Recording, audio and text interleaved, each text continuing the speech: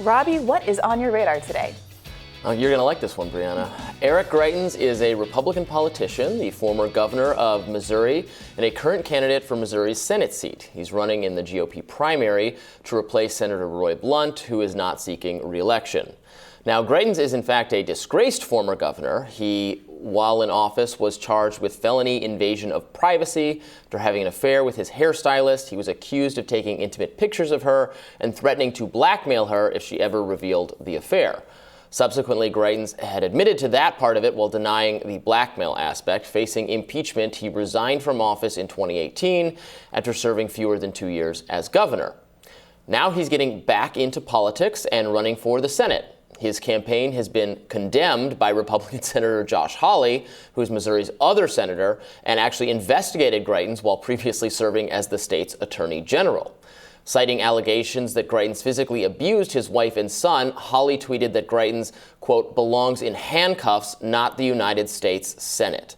Hawley has endorsed one of Greitens' rivals, former state representative Vicky Hartzler. But Greitens has been endorsed by Rudy Giuliani, and he's recruited to his side Kimberly Guilfoyle, the former Fox News personality and fiancée of Donald Trump Jr. He desperately wants an endorsement from the man himself, of course, Donald Trump. Now, yesterday, Greitens unveiled a new campaign ad, and fair warning, it's somewhat disturbing. Here it is.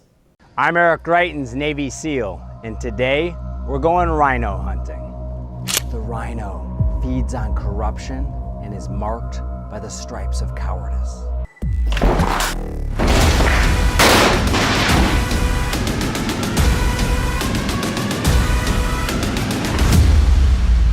Join the MAGA crew, get a rhino hunting permit. There's no bagging limit, no tagging limit, and it doesn't expire until we save our country. So Facebook removed the ad from the platform. Twitter left it up but added a warning label saying it violates the site's abusive behavior policy but is in the public interest, so it will remain. Should social media sites take down political advertisements because they think the content is harmful? Well, I'd say this could be a slippery slope. I personally find all politics somewhat disgusting, the government often being the greatest abuser of all. Nevertheless, it is clearly in the public interest in a democracy to let people consume political advertising, and thus Twitter's approach seems infinitely better here to me. Now, in my radars for Rising, I frequently criticize social media moderation policies for violating the ethos of free speech. But look, this time, I'd really rather just talk about the content itself. I don't want it censored or hidden from view, you know that. But it should be criticized, including and especially by other Republicans, because, in fact, it's really awful. The ad's central idea, if it can even be called an idea, is that the phrase Republican in name only, which derisively criticizes GOP members who are insufficiently pro-Trump, and when abbreviated is RINO, sounds like rhino, the animal, ha. Why on earth would Greitens want to suggest that Republicans who don't worship Trump as much as he does should be hunted by armed agents of the state? Agents who break down your front door, launch a smoke grenade, and then hunt you? I thought Republicans were claiming to be the party that thinks government should mostly leave people alone, the party that believes private property matters, the party that doesn't want armed agents of the state harassing families for political wrongthink. Just imagine. Try to conceive of the outrage if this video had been produced by a Democratic political firm and instead featured a gun-toting resistance liberal vowing to hunt down Trump supporters and other deplorables. Actually, we don't have to imagine it. In 2020, there was a movie called The Hunt, which was about affluent liberal elites hunting redneck deplorables for sport. Now, that film was actually satire. It was making fun of the bloodthirsty liberals. But many conservatives, including Donald Trump himself, didn't get that and condemned the film for potentially inflaming violence against the right. So any Republican who denounced that movie should probably be pretty mad about the Greitens ad as well.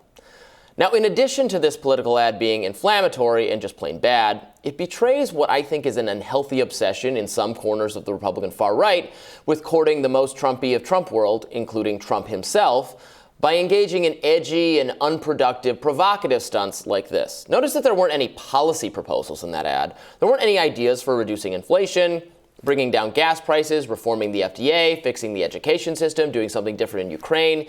The only message the candidate got across was, I am so mindlessly, myopically loyal to Trump, I am willing to portray myself as willing to persecute his detractors, even within my own party, to an insane degree. This is not a strategy to build and grow the Republican coalition. This is a strategy to get Trump's attention and hopefully win him over with excessive flattery.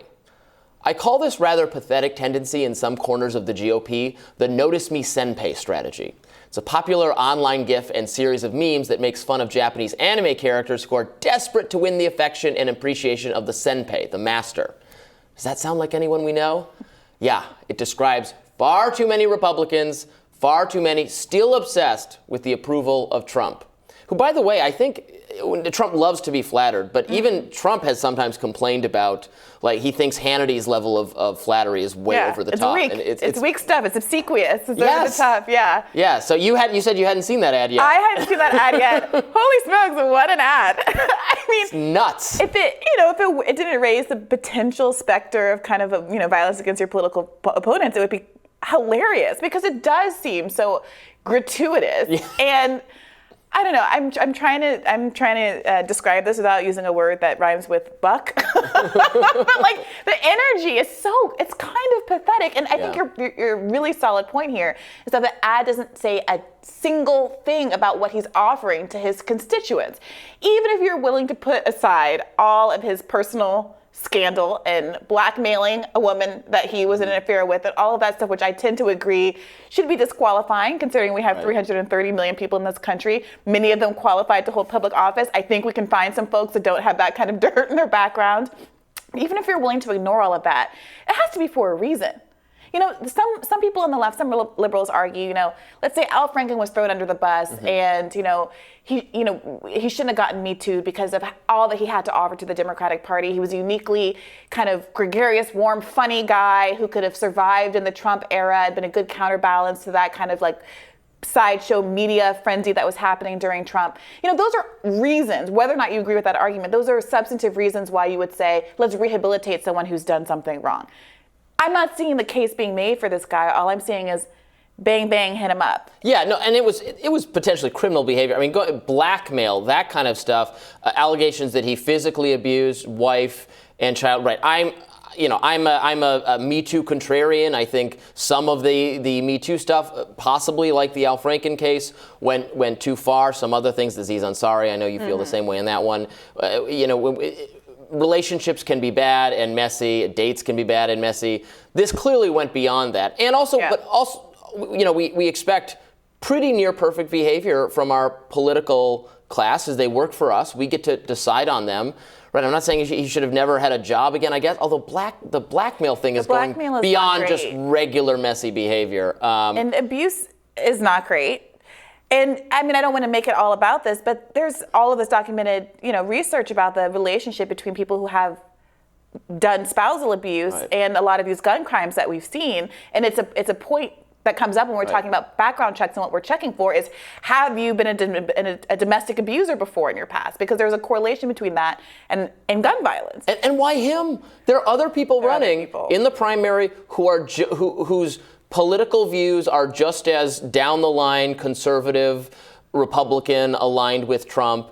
Josh Hawley is not a sell out to the MAGA movement by any stretch of the imagination, right? He is 100% in the Trump camp, and he said, "Are you kidding?" He's begged Trump not to endorse this guy because not this guy. This would be humiliating and embarrassing if I have to sit next to him in the Senate, a man I tried to prosecute. Yeah. Please don't do that. Now Trump doesn't care about that. He'll humiliate anyone for any reason. But well, what do you think the deal is with Guilfoyle in that? In-law relationship with the Trumps. What's in it for her? Do you think that she would have made an endorsement like this without some kind of tacit agreement that it was okay from Trump himself? Maybe she was friends with him or had some kind of previous association with him. Maybe she's being paid. I have no idea what the literal reason is for her to get in his corner, but maybe she sees that he could be a winner. I mean, he's ahead in many of the polls right now. So certainly, if Trump endorses him, he is winning, absolutely. If Trump quickly endorses someone other than him, he might lose, is my sense of it. Well, look, but this ad is designed to make sure Trump stays in the. But I don't know if does Trump watch something like this and think it's a little desperate and a little. I think he might. I don't know. I don't know. Inside the He also mindset, does have this superficial part of him where, remember all those stories about how he wanted his staff to put more makeup on and to get tans and to do their hair differently. The guy is a Navy SEAL. He cuts a kind of appealing figure. I think there's a world where Trump could like it.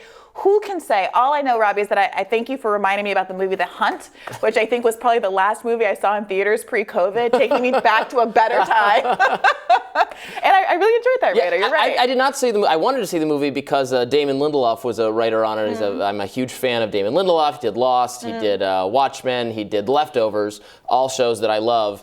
And my understanding is that movie got wrongly portrayed as being like you weren't rooting for the affluent liberals who were hunting the rednecks. Yeah, it's definitely satire. Interesting. All right, well, we will have more Rising in just a minute. We'll discuss President Biden's decision on a gas tax holiday. Stay tuned for that.